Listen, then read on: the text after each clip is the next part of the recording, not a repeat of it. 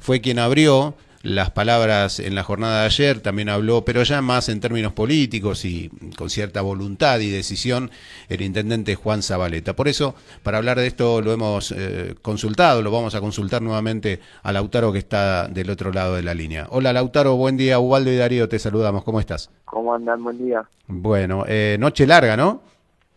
¿Noche larga? Sí, sí, más o menos, más o menos. Bueno. A ver, Intensa, no sé si larga, intensa. bien, intensa. A ver, Lautaro, arrancamos por el principio, que en realidad está relacionado con los días previos a la presentación del proyecto de ordenanza. Un poco lo llamábamos, lo charlábamos un poquitito ayer al término del encuentro, al término de la presentación, con algunas reservas de algunos sectores que escépticamente consideran que hubo cierto apuro en la presentación del proyecto. ¿Qué respondes a eso, a esas objeciones?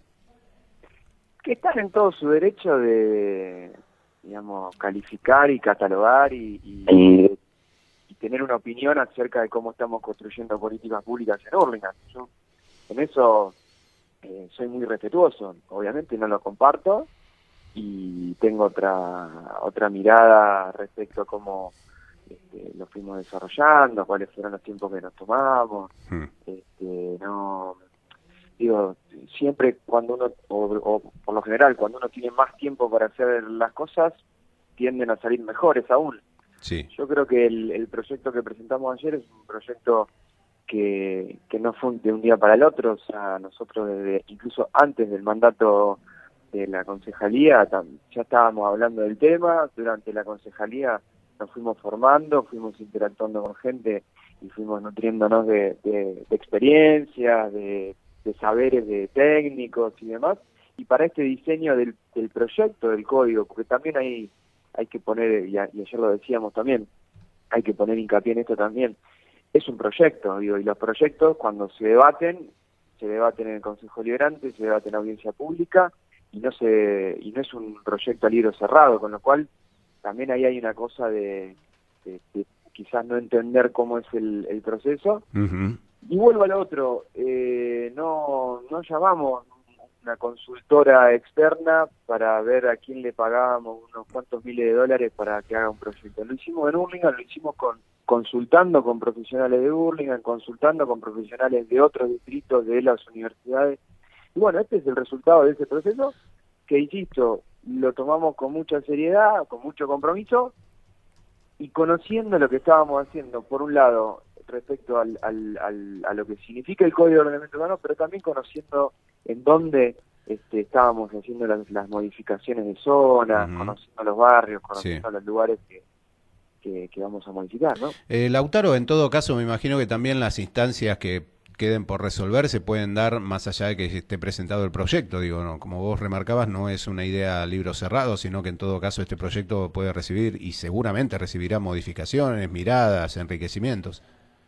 Sí, sí, y además nosotros, a ver, nosotros impulsamos muy fuertemente que los debates del Consejo Deliberante y de las audiencias públicas tenían que ser enriquecidos con la mirada de los vecinos y siempre nos opusimos a votar cosas a libro cerrado.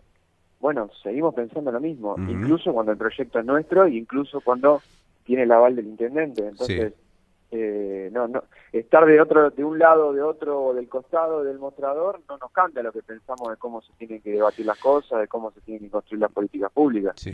Nosotros hicimos un proyecto, sí. Este proyecto tiene consistencia, tiene una mirada, va a sentar las bases del plan estratégico de Hurlingham. Bueno, perfecto, a discusión. Después se tienen que resolver en los ámbitos pertinentes las tensiones. Y esto no es por dorarte la píldora, pero indudablemente al momento de que se planteó esta unidad de gestión, y supongo que hábilmente también el intendente Zabaleta lo habrá pensado, el hecho de que estuviera una persona como vos, con un capital político simbólico muy importante, también te transfiere una responsabilidad, y esto es que tu figura, esas condiciones políticas están también en juicio en virtud o van a ser evaluadas en virtud de cómo se dé finalmente la aplicación del nuevo código. ¿Eso te pesa? ¿Qué te genera?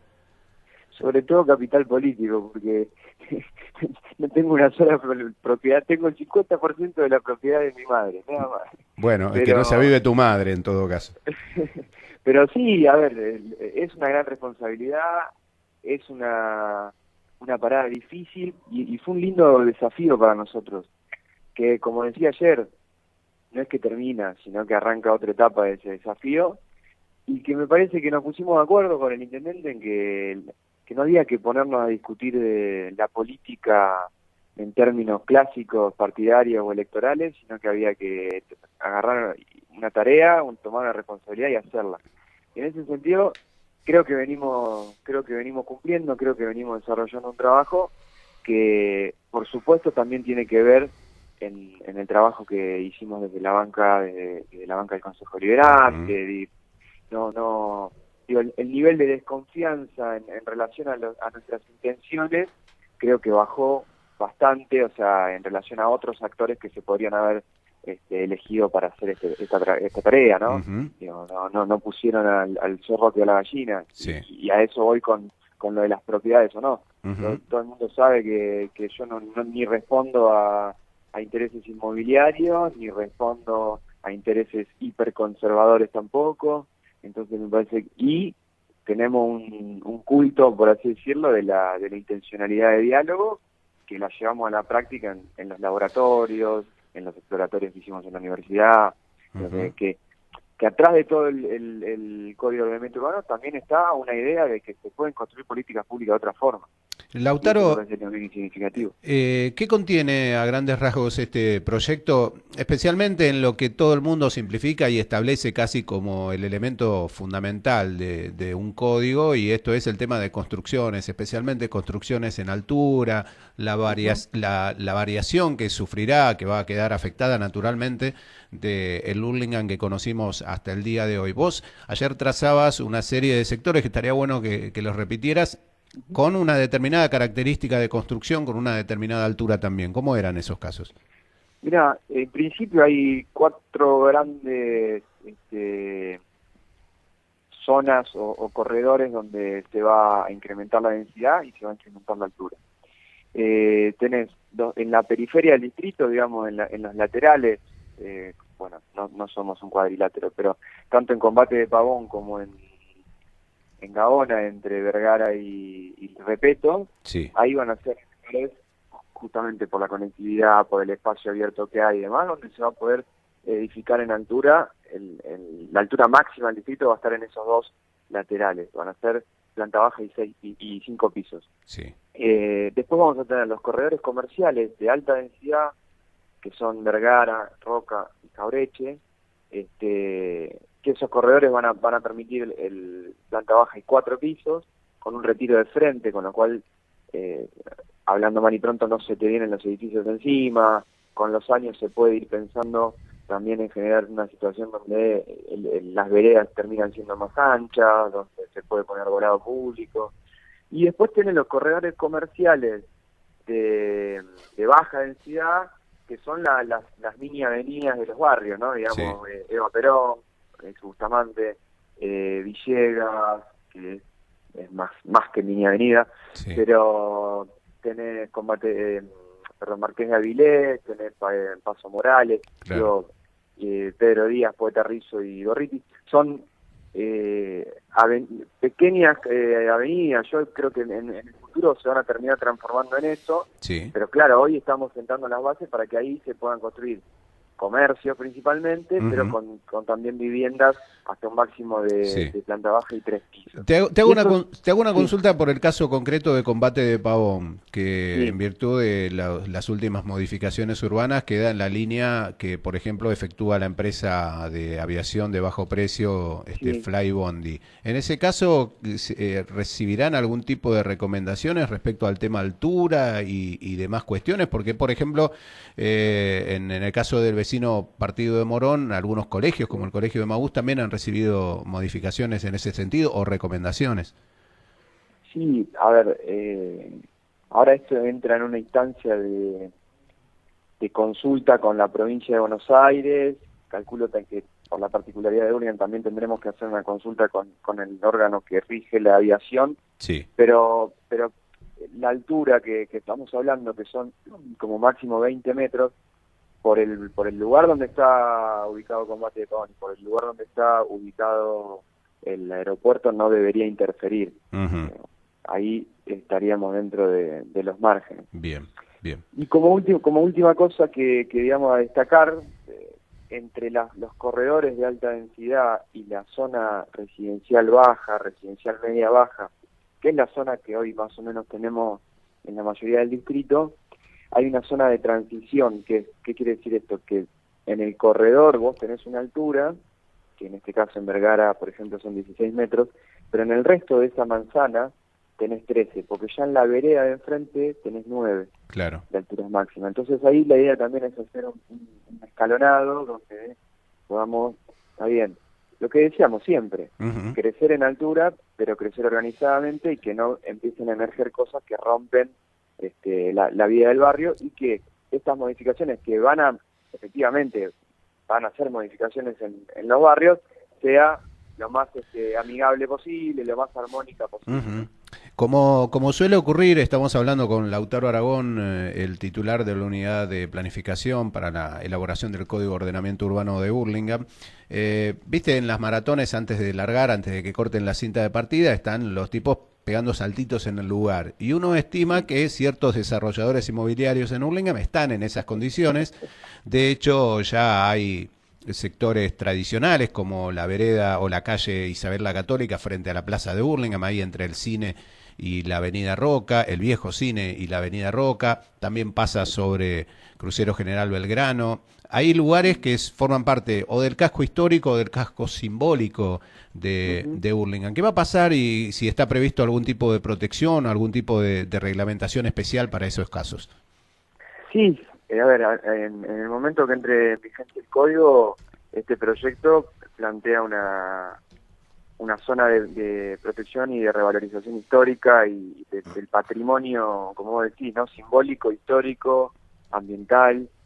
En principio, el proyecto implica la zona de Barrio Inglés. En principio, lo que vos decís, esa zona que vos decís, entraría en esa zona de preservación. Uh-huh. Y después, algunas... que hay que definir un mecanismo, y esa es la parte de la reglamentación también de la ordenanza, definir un mecanismo para avanzar hacia un catálogo de propiedades y de establecimientos y de edificios históricos que hacen a la historia de Burlingame, pero no solamente a la historia de, bueno, acá vivió fulanito, sino a lo que representa.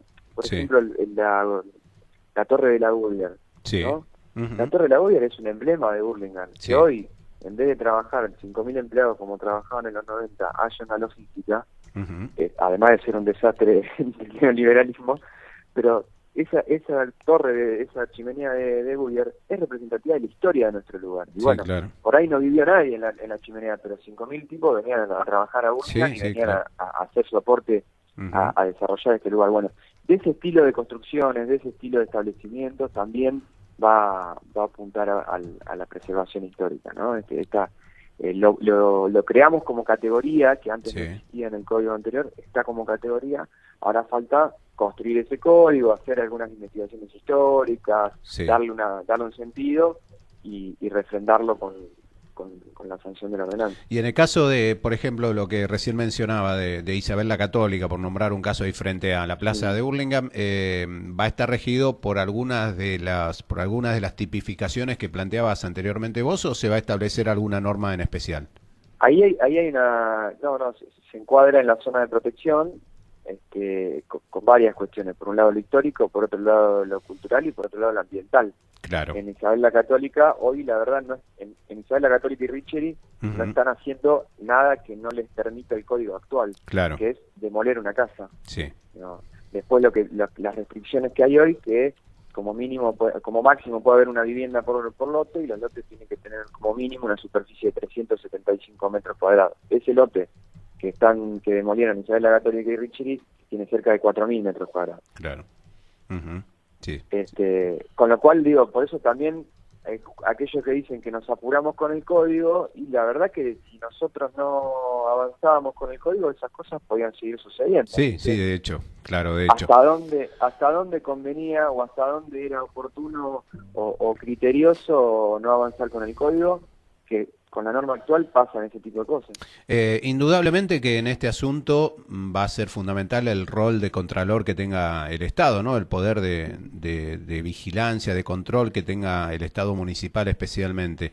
Ahora, ¿se puede ser optimista cuando ese Estado municipal, y si bien ninguna norma es retroactiva, pero se puede ser optimista cuando ese Estado municipal hoy no controla como corresponde y que lo haga a futuro?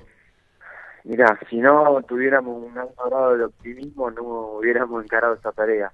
Yo sé, es difícil, el Estado es una cosa enorme que muchas veces las tareas las ejecutan personas que entre las distintas áreas no comparten criterios y interpretan su función de otra manera. Te voy a contar una mínima anécdota de cuando fuimos a caratular el expediente a la mesa de entrada. Sí. La trabajadora de ahí de mesa de entrada mira el tema y dice, el código de ordenamiento urbano, por fin, yo trabajé un montón de años en obras particulares, menos mal, porque no se puede más. Entonces, quizás las primeras líneas, quizás los funcionarios de alto rango no lo valoren tanto. Ahora, tengo optimismo en que el equipo de técnicos que trabajan haciendo los informes de dictámenes, haciendo las inspecciones de algunas obras, la mayoría de ellos, sí, vamos a contar con ellos para que esto se cumpla, para que esto se respete y empezar una nueva etapa. Uh-huh. Sí, sí, obviamente que gran parte de los problemas de Burlingame no tienen que ver con lo que pueda pasar de aquí en adelante, sino con lo que ha pasado hacia atrás, ¿no? Son emergentes de una situación en la que la ley de la selva claramente obedecía a algunos leones que están fácilmente identificables. Bueno, Lautaro, seguramente esto es el punto de partida. ¿Cuándo tienen previsto presentar el proyecto? El proyecto ya está presentado, sí, está caratulado, tenemos número de expediente. Esto tiene que hacer un pequeño recorrido por el Ejecutivo, pero calculo que en una semana o 10 días ya estará en el Consejo para que puedan convocar a audiencia pública. Bien, bueno, seguramente nos cruzaremos por allí para ver qué tratamiento se le va dando al asunto. Dale, Walter. Bueno, mucha suerte, un abrazo. Un abrazo para ustedes. Lautaro Aragón, titular de la Unidad de Gestión para la Planificación Estratégica del municipio de Burlingame, que elaboró este proyecto de ordenanza que contiene el Código de Ordenamiento Urbano. Insisto, obviamente que la última respuesta no es de competencia de Lautaro, porque él está para trabajar en este proyecto que va a tomar forma de aquí en adelante. Pero uno tiene reservas respecto a el rol que pueda jugar el Estado municipal de contralor cuando hoy, si bien hay asuntos que pueden estar contemplados en una vía de excepción, la falta de reglamentación genera